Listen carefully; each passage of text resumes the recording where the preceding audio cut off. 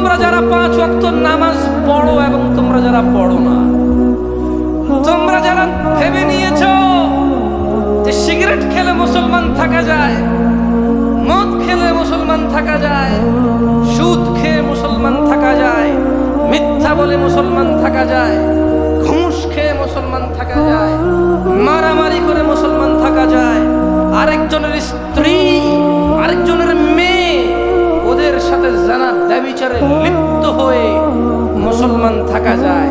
তোমরা জেনে রাখো, নামাজ না পড়ে মুসলমান থাকা যায় না। তোমরা জেনে রাখো, নামাজ না পড়ে মুসলমান থাকা যায় না। ভাগ্য আমাদের অনেক ভালো যে আমাদের আলেম উলামারা এখনো তোমাদের পরোয়া করে, আমাদের বক্তারা এখনো তোমাদেরকে ভালোবেসে নরম সুরে বোঝায়। তোমাদের ভাগ্য অনেক ভালো, তাই তোমরা এখনো নিজেকে মুসলিম মনে করো। তবে আমি একটু ভিন্ন লোক, আমি তাই বলবো একজন বেনামাজিকে যা মুস্তাফা সাল্লাল্লাহু আলাইহি সাল্লাম বলেছে। যদি জামশেদ মজুমদার কিছু বলে সেটা তোমরা বাদ দাও, ফেলে দাও। যদি মুহাম্মদ সাল্লাল্লাহু আলাইহি সাল্লাম বলে মেনে নিবে তো? মুহাম্মদ সাল্লাল্লাহু আলাইহি সাল্লাম বললে মেনে নিবে? প্রশংসা আল্লাহ তাআলা, যিনি মানুষকে সৃষ্টি করে দুটি পথ দেখিয়েছে, একটি মুক্তির ও একটি আযাব ও গজবের। যিনি মানুষকে সৃষ্টি করে এভাবেই ছেড়ে দেয়নি।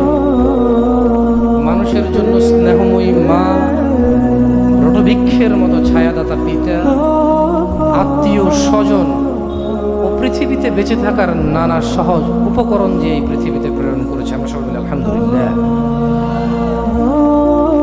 অসংখ্য দুরূদ ও সালাম নাজিল হন মুস্তাফা সাল্লাল্লাহু আলাইহি ওয়াসাল্লামের উপর, যিনি উম্মতে মুহাম্মদকে প্রত্যেক ওই বিষয়ে নির্দেশ দিয়ে গেছেন যা উম্মতে মুহাম্মদকে জান্নাতমুখী করে,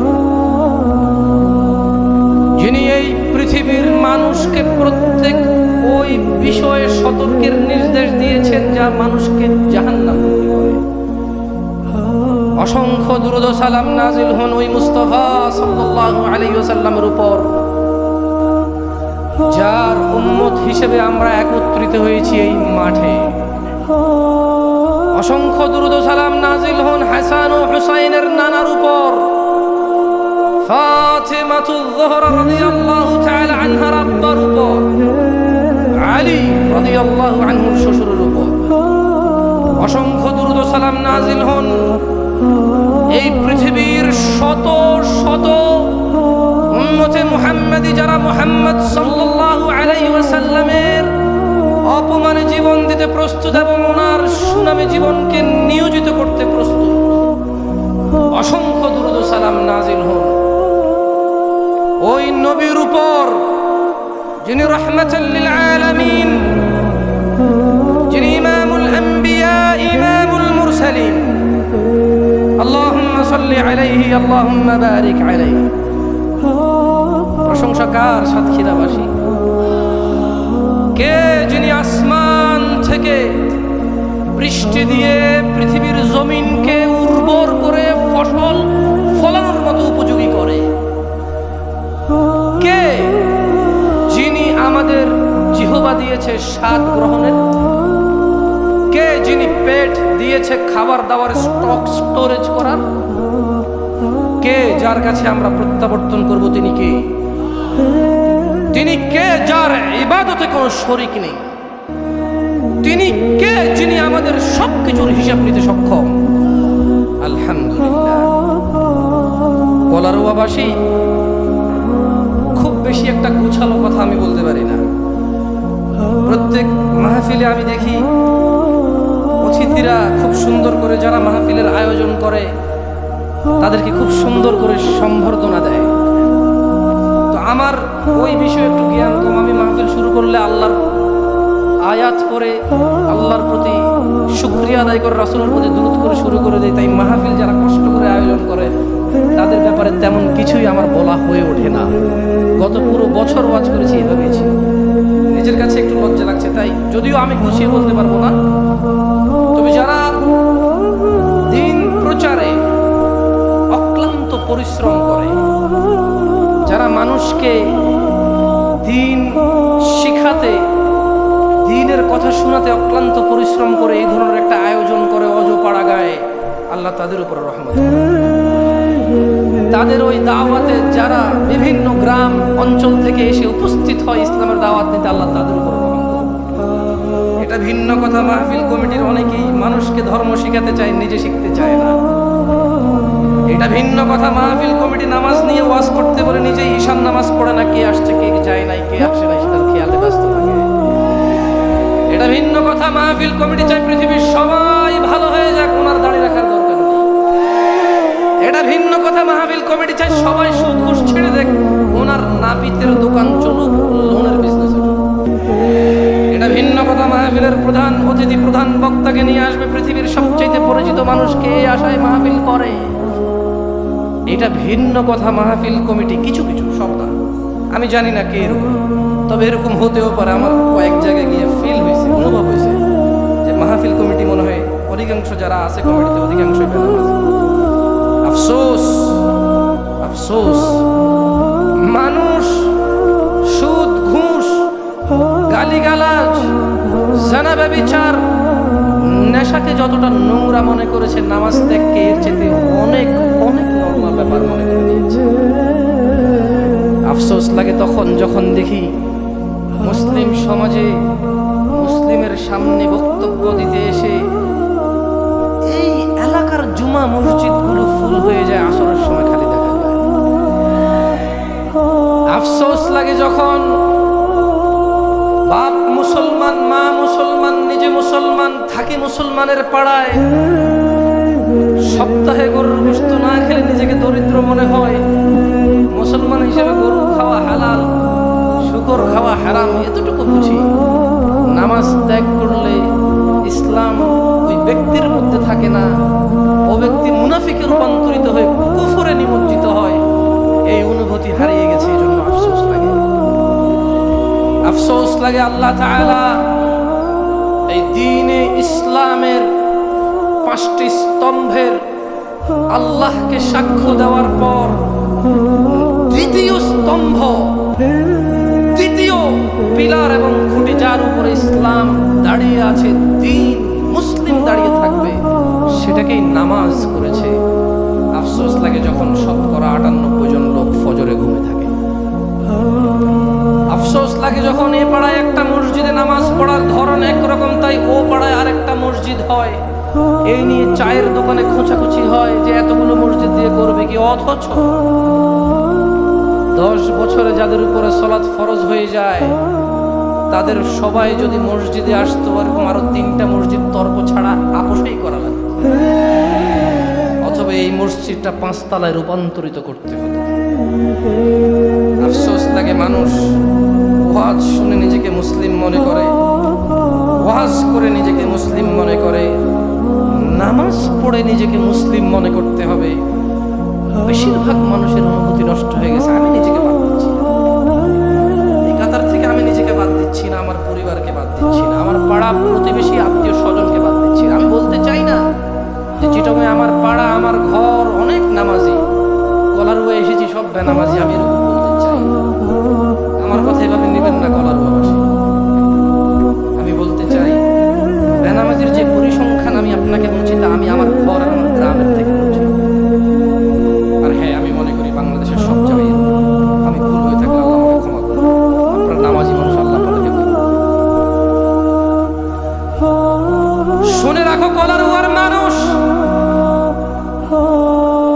যার কাছে আমাদের প্রত্যাবর্তন, যিনি আমাদের প্রত্যেকটা সেকেন্ডের হিসেব নিতে সক্ষম এবং তিনি নেবেন, আল্লাহ আমাদেরকে ক্ষমা করুন।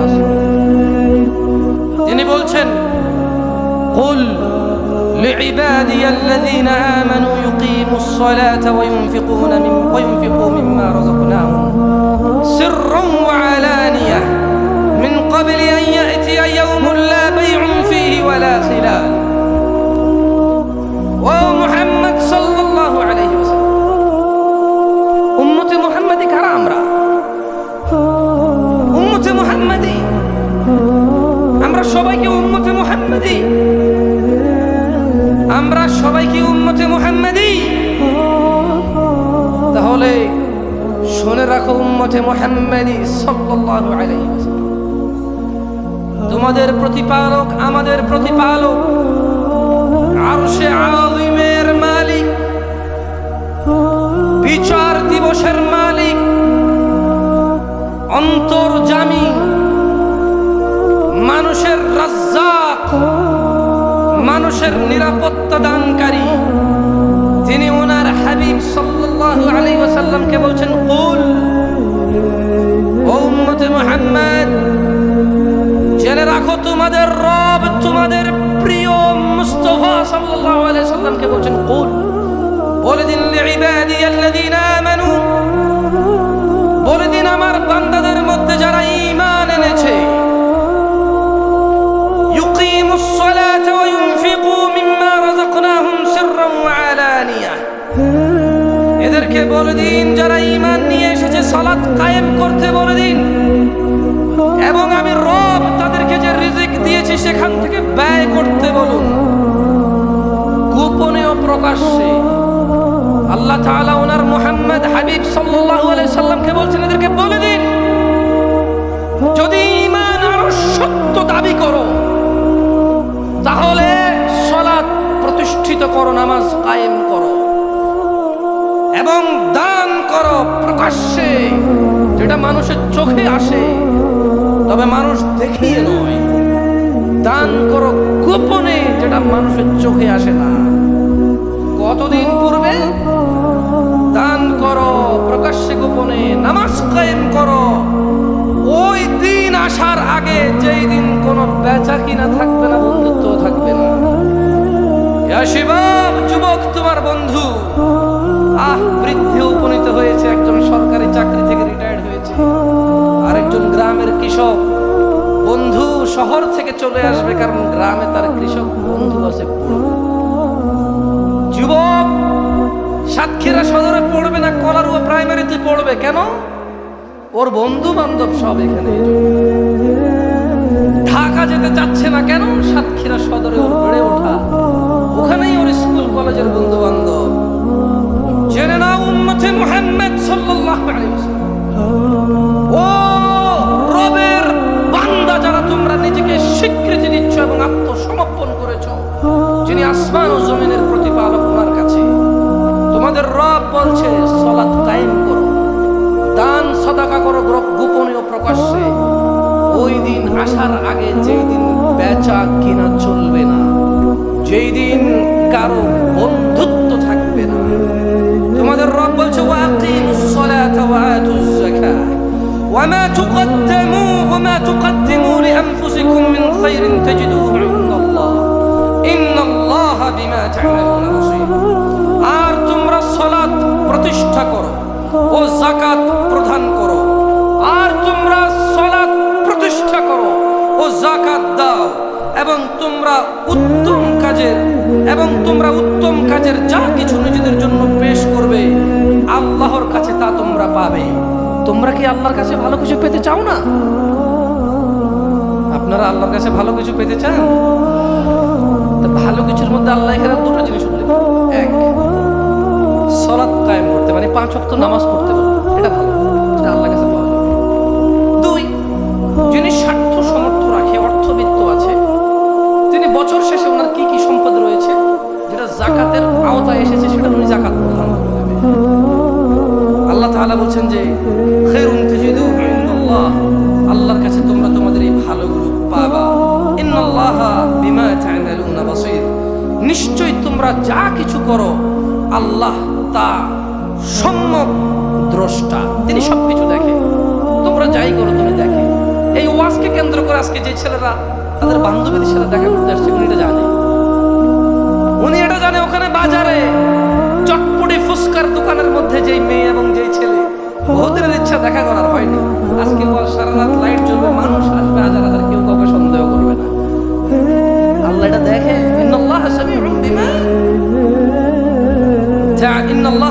বিমা তা'মালুনা বাসীর, তিনি সবকিছু সম্যক দ্রষ্টা, তিনি দেখে যে যাই করুক, জীবন মানে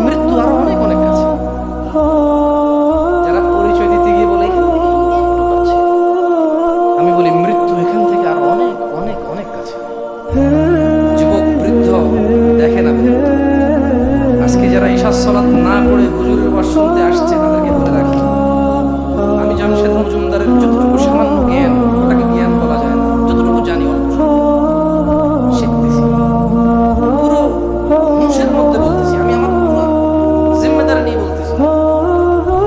এইরকম 1000 ওয়াজ শোনা আর এক ওয়াক্ত নামাজ না পড়া, এক ওয়াক্ত নামাজ না পড়াটা বড় অন্যায়। ওই 1000 ওয়াজ এক জায়গায় এনে আর এক ওয়াক্ত নামাজ ছাড়াকে এক জায়গায় আনলে এই লোক সুনাম যত হবে না, বদনাম হবে।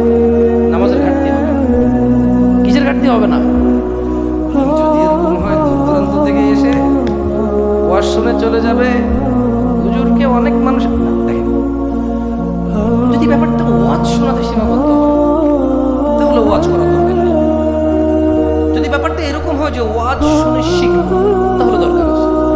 যদি এমন হয় যে ভাইয়ের আর 3টা-4টা ওয়াজ শুনছি এখনো নামাজ পড়ি না, এটা গিয়ে শুনবো, দেখা হতে পারে ওনার সাথে, তার দরকার নেই। যদি ব্যাপারটা এমন হয় যে বক্তব্য শুনে নিজের হৃদয় উজ্জীবিত হয়েছে, সলাতে মনোযোগ বেড়েছে, তাহলে আল্লাহ যারা এই উদ্দেশ্যে এখানে এসেছে আল্লাহ তাদেরকে পরিপূর্ণ উদ্দেশ্যে হাসিলের তৌফিক দান করুন।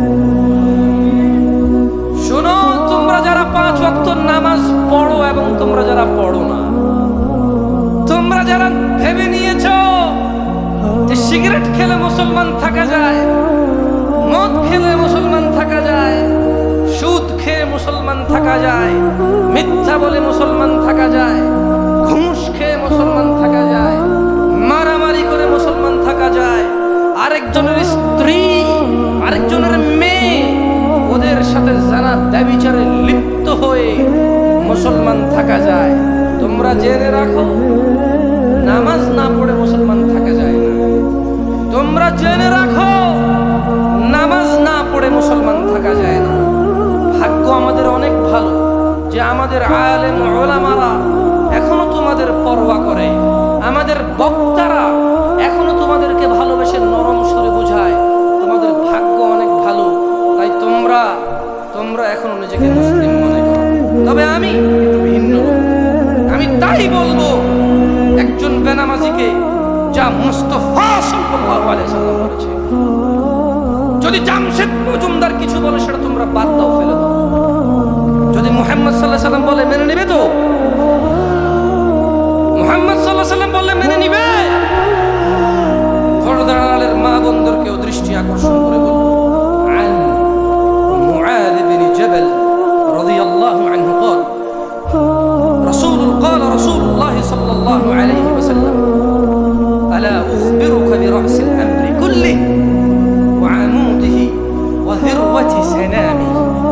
মুআয ইবনে জাবাল রাদিয়াল্লাহু আনহু থেকে বর্ণিত, তিনি বলেন আল্লাহর নবী সাল্লাল্লাহু আলাইহি ওয়াসাল্লাম বলেছে, আমি কি সমস্ত কাজের মূল স্তম্ভ ও সর্বোচ্চ শিখর সম্পর্কে তোমাদেরকে জানাবো না? কি আপনারা জানতে চান? হজ, যাকাত, ঈমান, আমাল, দান, সাদাকা, ভালো ব্যবহার, ঠিক টাইমে ঘুমানো, ঠিক টাইমে ওঠা, আদব, আখলাক, মসজিদ বানানো, মাদ্রাসা বানানো, ওয়াজে আসা, ওয়াজ শোনা, মানুষকে দিনের দাওয়াত দেওয়া, এ সকল কাজের স্তম্ভ, মূল, সর্বোচ্চ শিখর জানতে চান না কি? তিনি সাল্লাল্লাহু আলাইহি সাল্লাম বলছেন, সাহাবারা বলছেন, কুলতু, মুআয ইবনে জাবাল রাদিয়াল্লাহু আনহু বললেন, বালা ইয়া রাসূলুল্লাহ সাল্লাল্লাহু আলাইহি ওয়াসাল্লাম, জি হে আল্লাহর রাসূল সাল্লাল্লাহু আলাইহি ওয়াসাল্লাম, আপনি আমাকে জানান সমস্ত কাজের মূল স্তম্ভ শিখর কি, আপনি আমাকে জানান। قال, আল্লাহর নবী সাল্লাল্লাহু আলাইহি ওয়াসাল্লাম বললেন, রাসুল আমরিল ইসলাম ওয়া আমুদুহুস সালাহ ওয়া যিরওয়াতু সানামিহিল জিহাদ। তিনি বললেন সকল কাজের মূল হলো ইসলাম। একজন মানুষ যত কিছু করবে এটার মূলে কি থাকতে হবে? সকল কাজের মূল কি? ওয়া আমুদুহুস সালাহ, ইসলামের। তাহলে সকল কাজের মূল কি? ইসলাম। সকল কাজের মূল কি? মানে আপনি যত নেকি করবেন, এই পৃথিবীতে যত খাত আছে নেকি,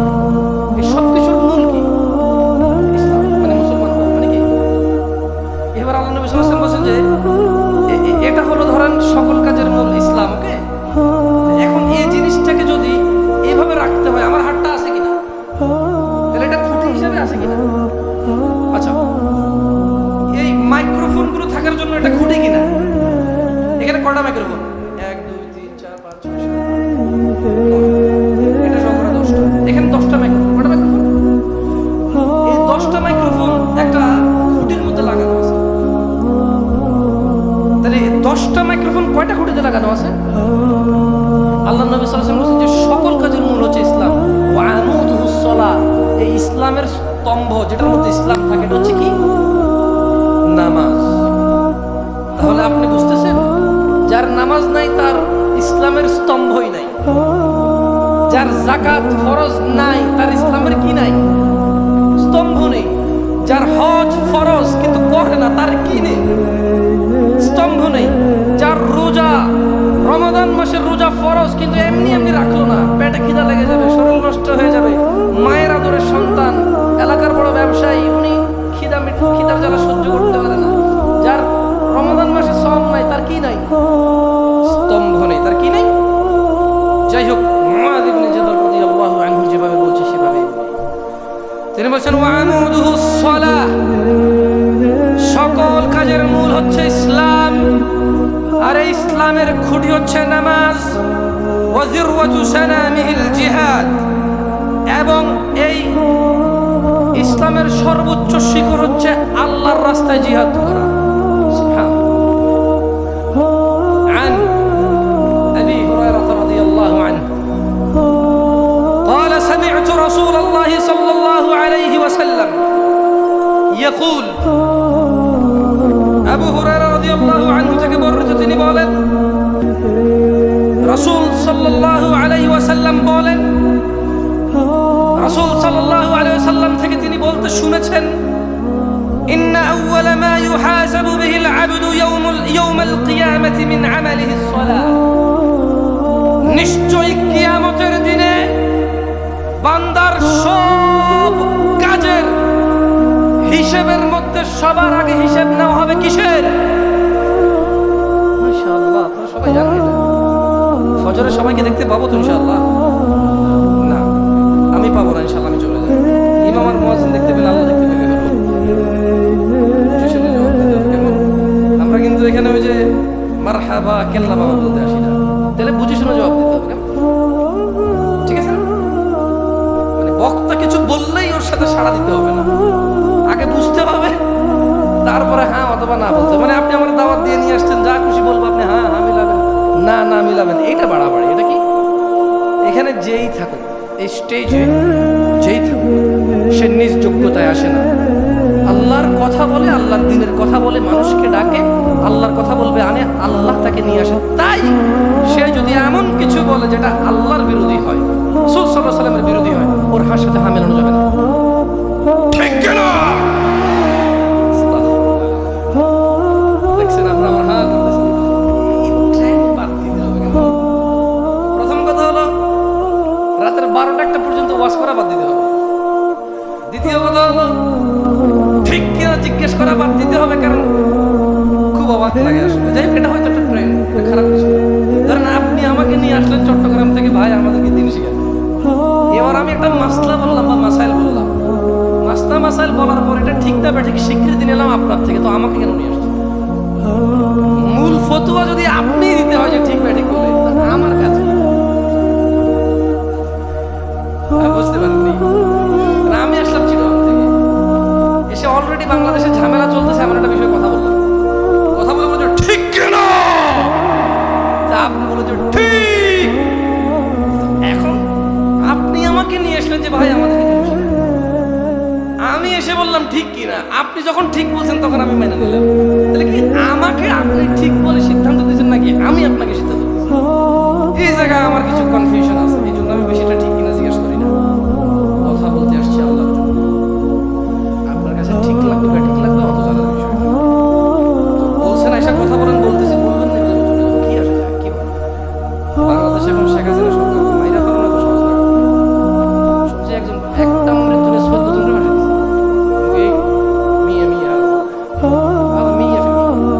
একজনের মাসে 14 জন তুলে দিচ্ছে। আলহামদুলিল্লাহ, সাহস বেড়ে গেছে।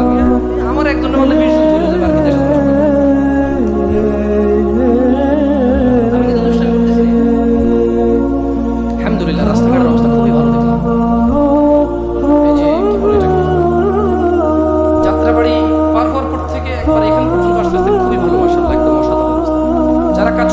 আছে আল্লাহ তাদেরকে এবং জনগণের সম্পদ রক্ষা করার জন্য আল্লাহ সবাইকে তৌফিক দান করুন। যারা এই কাজকর্ম থেকে নিজেদের স্বার্থ উদ্ধারের জন্য জনগণের সম্পদ নিয়ে গ্রাস করবে আল্লাহ তাদেরকে হিদায়াত দিন। আর যারা পরিপূর্ণভাবে মানুষের সেবার জন্য কাজ করবে আল্লাহ তাদেরকে আরো তাহলে عن أبي هريرة رضي الله عنه قال أبو هريرة رضي الله عنه থেকে বর্ণিত তিনি বলেন قال سمعت رسول الله صلى الله عليه وسلم আল্লাহ নবী সাল্লাল্লাহু আলাইহি ওয়াসাল্লামকে বলতে শুনেছি তিনি বলেন إن أول ما يحاسب به العبد يوم القيامة من عمله الصلاة নিশ্চয়ই বান্দার কিয়ামতের বিচারের মাঠে সবচাইতে প্রথমে হিসাব নেওয়া হবে নামাজের। فإن صلحت ফজরের মুসল্লিরা, পর্দার আড়ালের মা ও বোনেরা, যারা তোমরা ফজরে জেগে যাও, যারা তোমরা শত রান্না বান্না বাদ দিয়ে জোহর আদায় করো, তোমরা যারা বিকেলের ক্লান্তি নিয়ে আসর আদায় করো, যারা তোমরা সন্ধ্যার টেলিভিশন দেখার সময় মাগরিব আদায় করো, যারা তোমরা ঈশার সারা দিনের অক্লান্ত পরিশ্রমের পর বিশ্রাম ঘুমের সময় বাদ দিয়ে তোমরা যারা ঈশা পড়ো, জেনে রাখো তোমাদের জন্য সুখবর।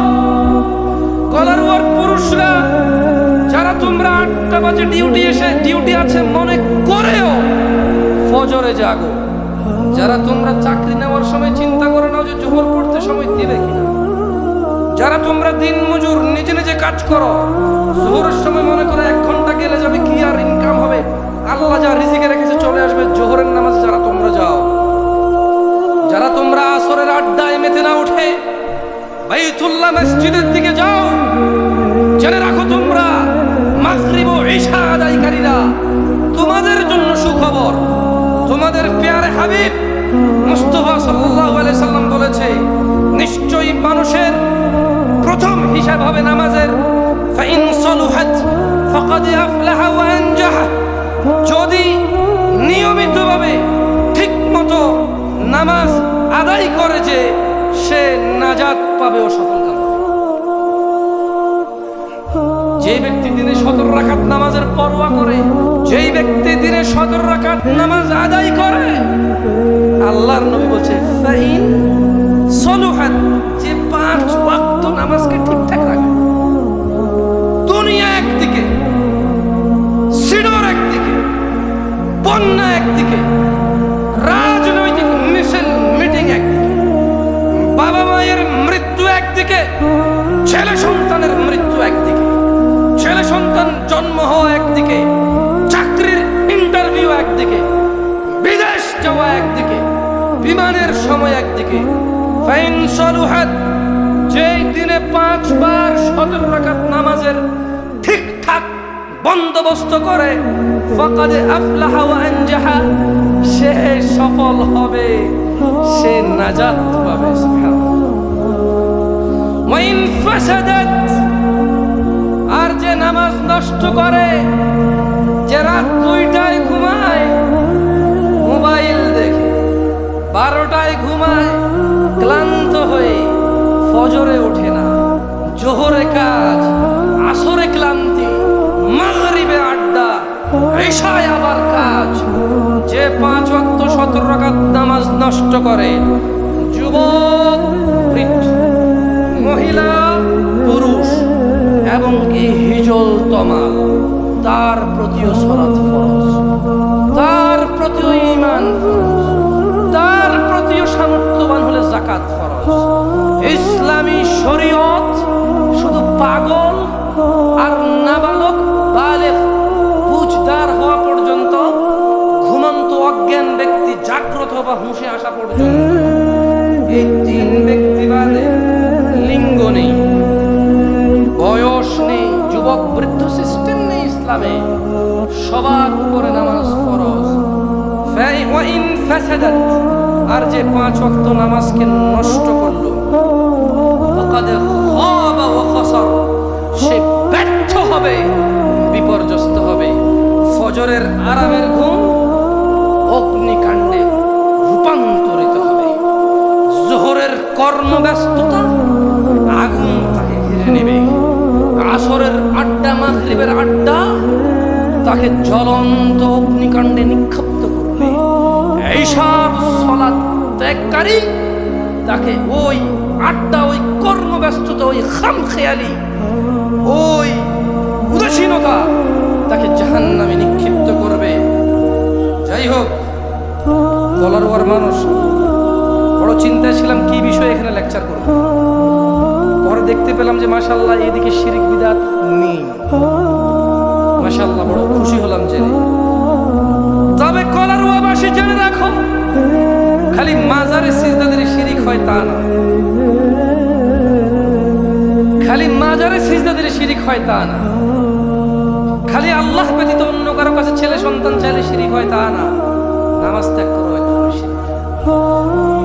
আমি আসবো সেই কথায় ইনশাআল্লাহ, আল্লাহ যদি আমাকে তৌফিক দেয়। আমার তৌফিক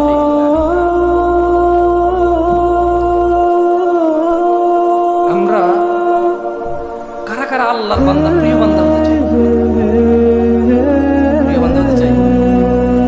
আত্মান কষ্ট করা দরকার, আরাম করে বসছে, শীতের মধ্যে দরকার।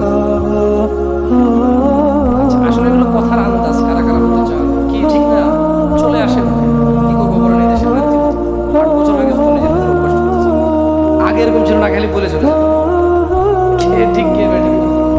নিজের ভিতরে আল্লাহ আশ্রয় দিক আমাকে।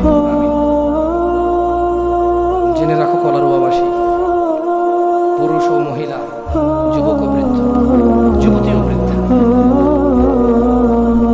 আল্লাহ সুবহানাহু ওয়া তাআলা অত্যন্ত প্রিয় হওয়ার সবচাইতে সহজ, যার জন্য অর্থ লাগে না, সম্পদ লাগে না, বছরের পর বছর অপেক্ষা করা লাগে না, 10 কিলোমিটার 20 কিলোমিটার হেঁটে যাওয়া লাগে না, 1 ঘন্টা সময় ব্যয় করতে হয় না।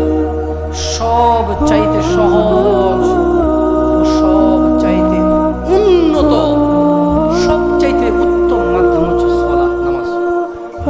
عن عبد الله بن مسعود قال عبد الله بن مسعود رضي الله عنه قال তিনি বলেছেন سألت النبي صلى الله عليه وسلم আল্লাহর নবী সাল্লাল্লাহু আলাইহি ওয়াসাল্লামকে জিজ্ঞেস করলাম আইয়ুল আমালি আহাব্বু ইলাল্লাহ, ইয়া রাসূলুল্লাহ, কোন কাজটি আল্লাহর কাছে সবচেয়ে উত্তম?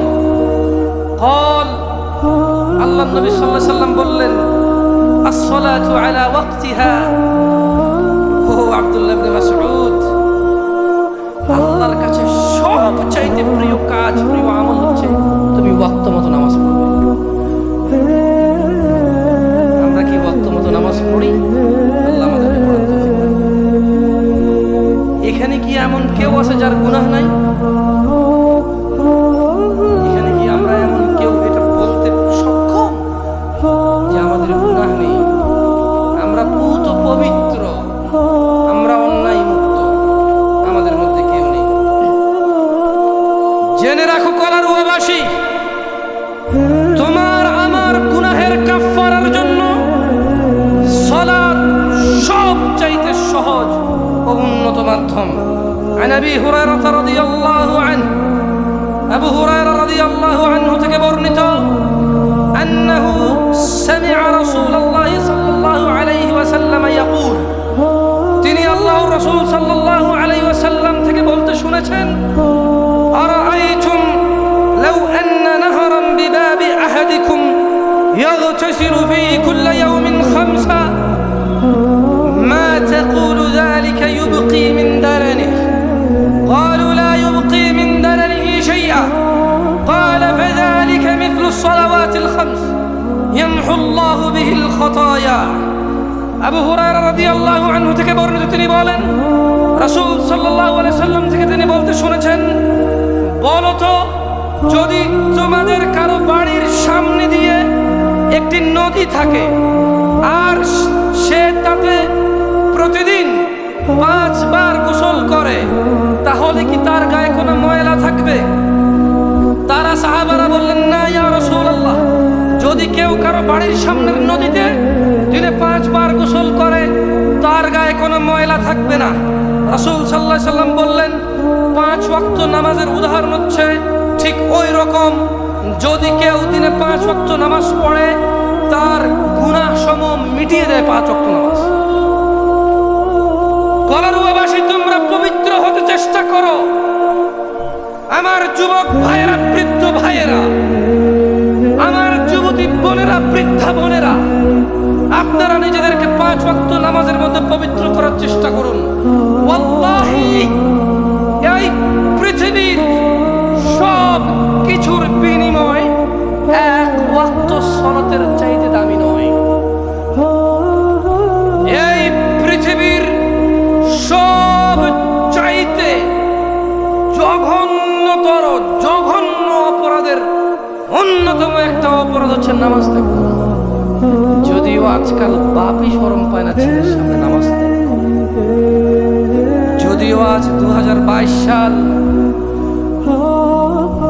সেই 1400-1450 বছর পার হয়ে এসে মুসলমানদের সমাজের সামাজিকতা এমন একটা রূপ নিয়েছে যে মেয়ের জামাই শ্বশুর সামনে পা দিয়ে বসতে শরম করে, লজ্জা বোধ করে। ছেলে তার বাবার সামনে পায়ের উপরে পা দিয়ে বসতে লজ্জা পায়, শরম বোধ করে। বাবাও শরম পায় না, ছেলেও শরম পায় না, খালি নামাজ ছেড়ে দিলে।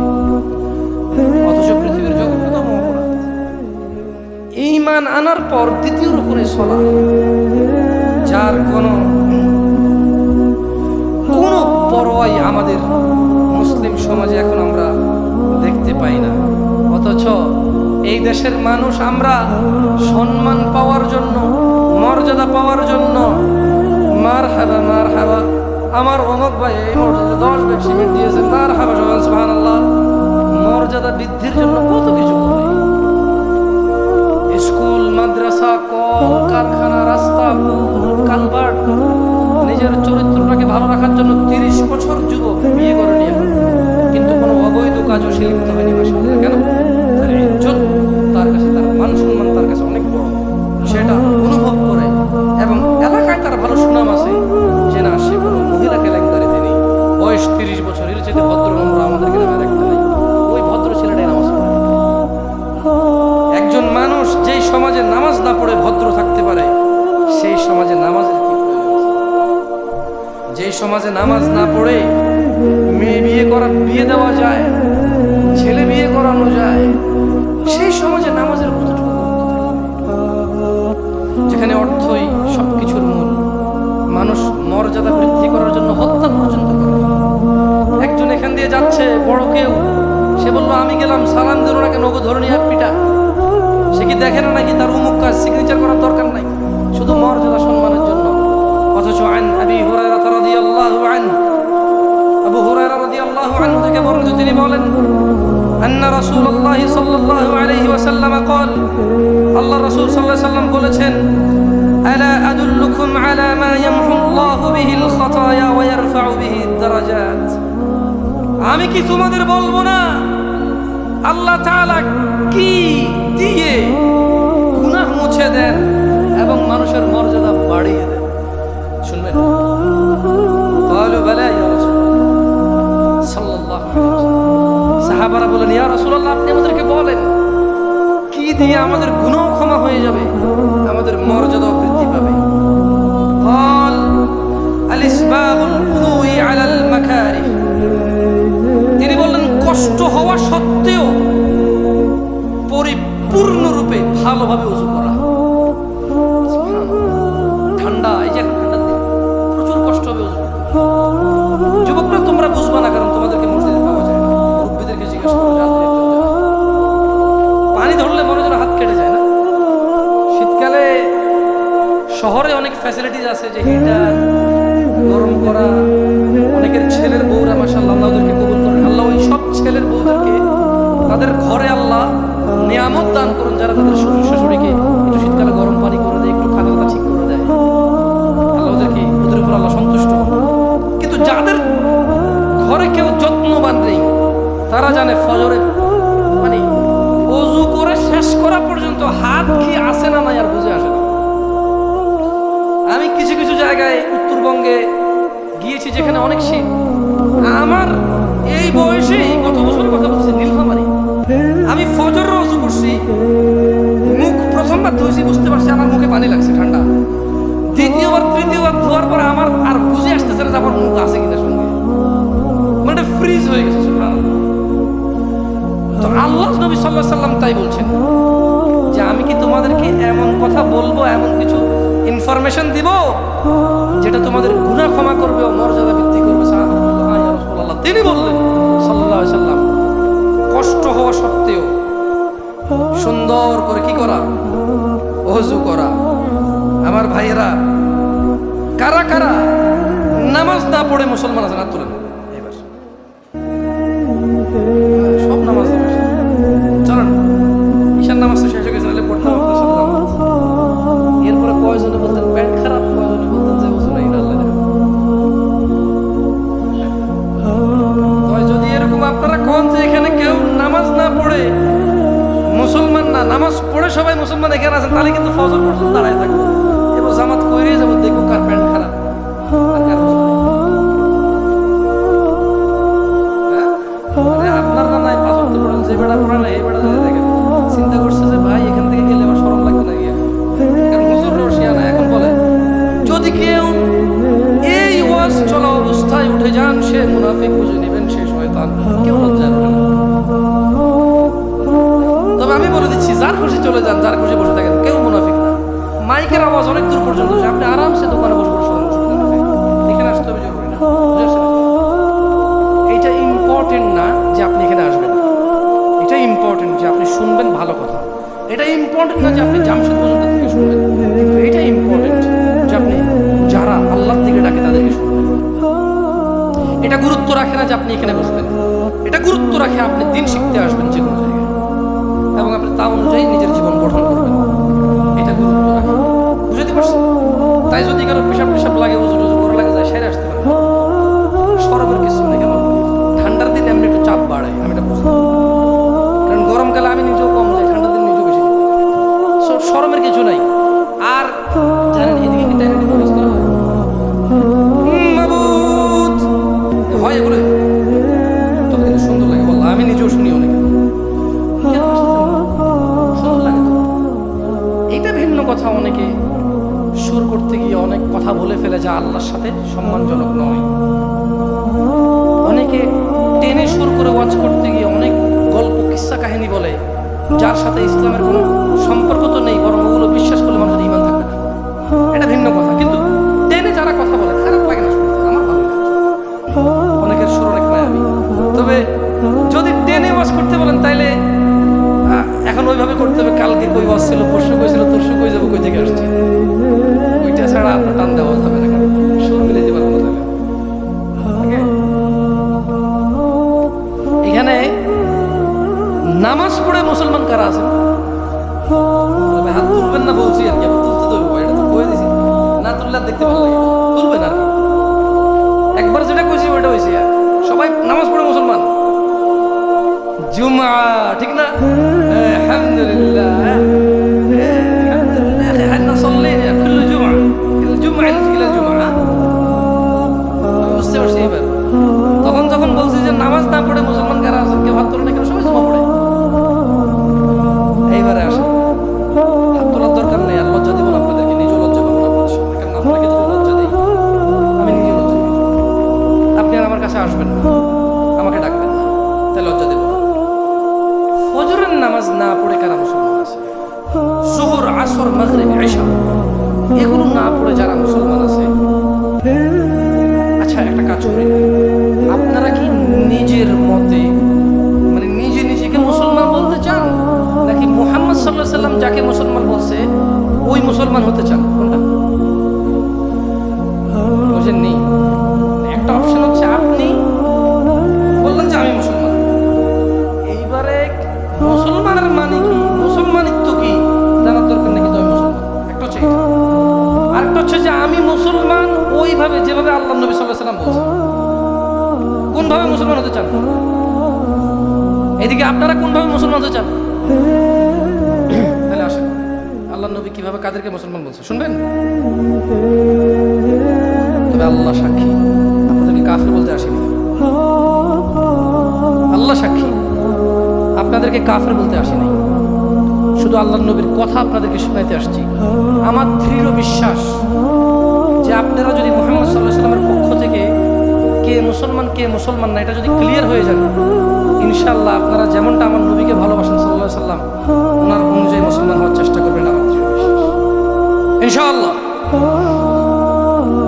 عن ساعد بن المسيب رضي الله عنه, সাঈদ ইবনুল মুসাইয়্যিব রাদিয়াল্লাহু আনহু থেকে বর্ণিত, তিনি বলেন أن رسول الله صلى الله عليه وسلم قال,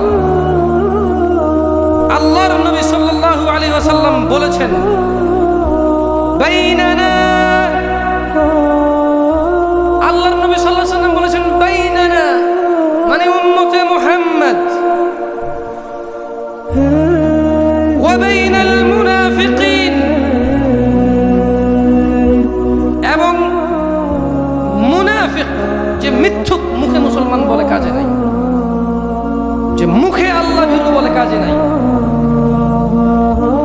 তাহলে বাইনানা ওয়া বাইনাল মুনাফিকিন শুহুদুল ইশাই ওয়াস সাবহ লা ইস্তাতিউনাহুমা।